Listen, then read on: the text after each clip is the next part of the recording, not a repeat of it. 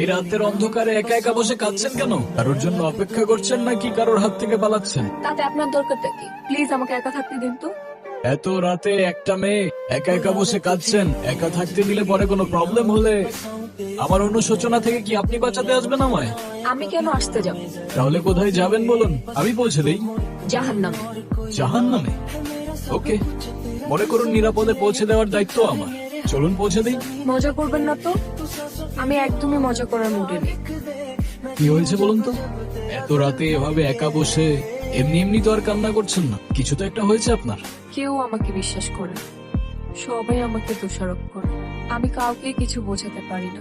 মাঝে মাঝে মনে হয় এই পৃথিবীর কোথাও আমার জন্য এক ফোঁটাও জায়গা নেই। অদ্ভুত, আপনার কথাগুলো কেন যেন খুব রিলেট করতে পারছি আমি। আমি দেখি এই শহরে মানুষ মুখোশ পরে ঘুরে বেড়ায়, তবে আপনার ওই কান্না সেটা অভিনয় হতে পারে না। তবে আমার মনে হচ্ছে হাওয়া থেকে এসে হাওয়ায় মিলিয়ে গেল। আপনি আসলে কে? আমি ম্যাজিশিয়ান। ম্যাজিশিয়ান? আপনার নাম কি? আলাদিন। আলাদিন? তাহলে আপনার জিনি কোথায়? ম্যাজিক গুলো তো সব জিনি করে। কি আর বলবো দুঃখের কথা, আমার যিনি আমাকে ছেড়ে পালিয়ে গেছে, তাই ওর সাথে জেদ করে আমি ম্যাজিক শিখে শহরে শহরে ম্যাজিক করে বেড়াই। আলাদিন, তুমি কি আমাকে একটা হেল্প করতে পারবে? কি?